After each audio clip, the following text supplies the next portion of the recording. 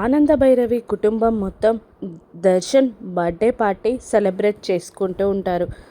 అక్కడ పార్టీలో దర్శన్ చిన్నప్పటి ఫోటోలన్నింటినీ ఆనందతో, లీలావతితో దర్శన్కున్న అనుబంధాన్ని ఫోటోల రూపంలో దర్శన్ అల్లరిని అంతా ప్రొజెక్ట్ చేస్తారు.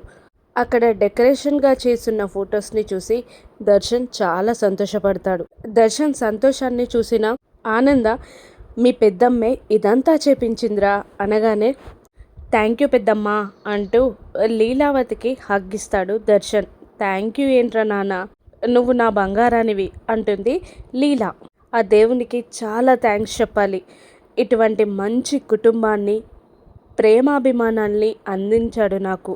ఎప్పటికీ లైఫ్ లాంగ్ ఈ కుటుంబంతోటే ఉండాలి అని దర్శన్ భావోద్వేగంగా చెప్తూ ఉండగా, నువ్వు మాతో ఉండకుండా ఎక్కడికి వెళ్తావు నాన్న, జీవితాంతం మాతో పాటే ఉంటావు అని ఆనందభైరవి కూడా అంటూ ఉండగా, అనన్య మనసులో ఎక్కడికా, బంధాలన్నీ తెంచుకొని పైలోకానికి వెళ్ళిపోతున్నాడు నీ కొడుకు అని వెటకారంగా అనుకుంటూ ఉంటుంది మనసులో.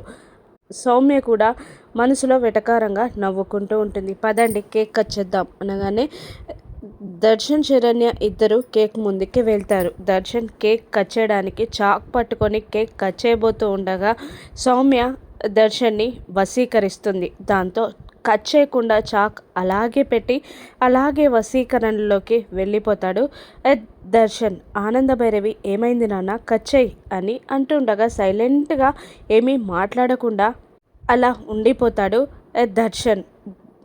అప్పటికే సౌమ్యకి దుష్టశక్తుల నుండి నా భర్తని కాపాడుకుంటాను అని వార్నింగ్ ఇస్తుంది.